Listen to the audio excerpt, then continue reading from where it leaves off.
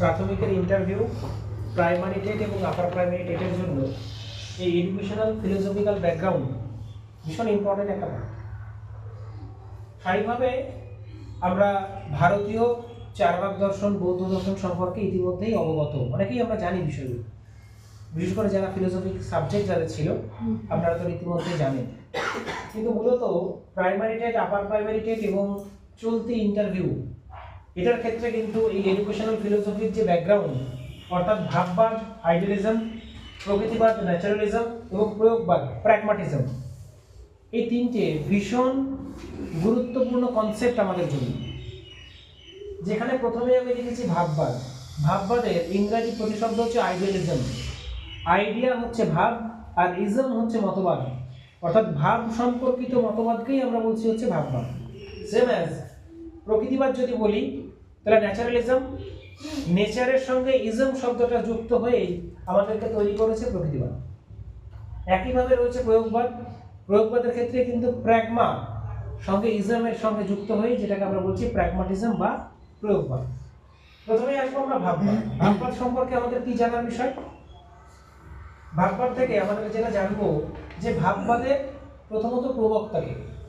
প্রবক্তা দুই ধরনের হতে পারে, একটা প্রাচ্য আর একটা পাশ্চাত্য। আমাদের প্রাচ্যের যিনি প্রবক্তা তিনি হচ্ছেন সকলের স্নেহধন্য এবং যাকে আমরা একজন আদর্শ মানুষ হিসাবে চিহ্নিত করি, বর্তমান ভারত যার রচনা, তিনি হচ্ছেন স্বামী বিবেকানন্দ।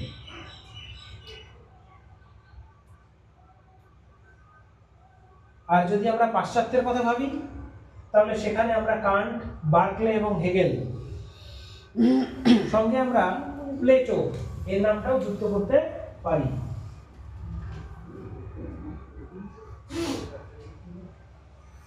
তাহলে এই ভাববাদের বিষয়বস্তুটা এবার আমাদের জানতে হবে। ভাববাদের মূল বিষয়বস্তু হচ্ছে আত্মোপলব্ধি বা সেলফ রিয়ালাইজেশন, মোক্ষ লাভ।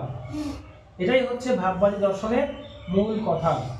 তাহলে আপনাদেরকে যদি জানার চেষ্টা করা হয় যে ভাববাদী দর্শনের প্রবক্তাকে, তাহলে স্বাভাবিকভাবেই আপনি ইন্টারভিউয়ারকে এই শব্দটা জেনে নিতে পারেন, স্যার আমি কি প্রাচ্যের একজনের নাম বলবো না পাশ্চাত্যের একজনের নাম?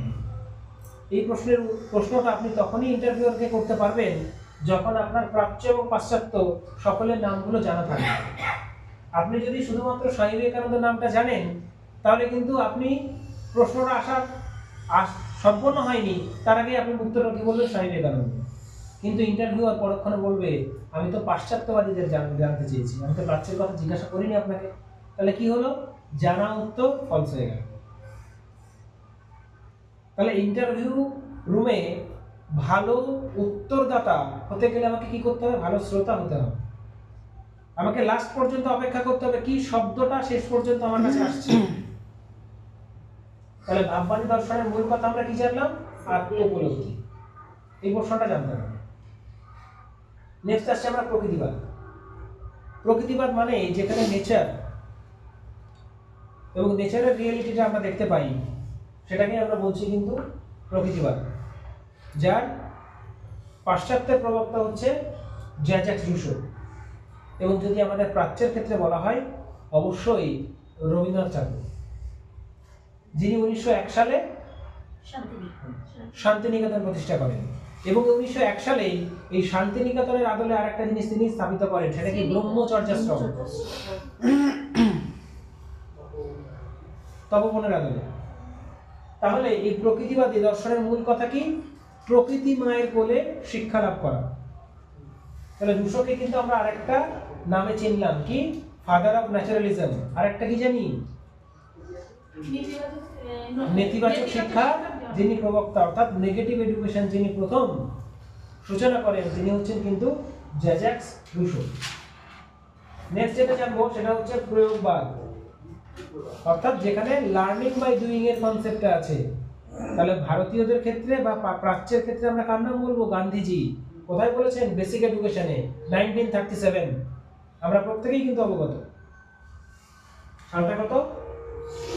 1937।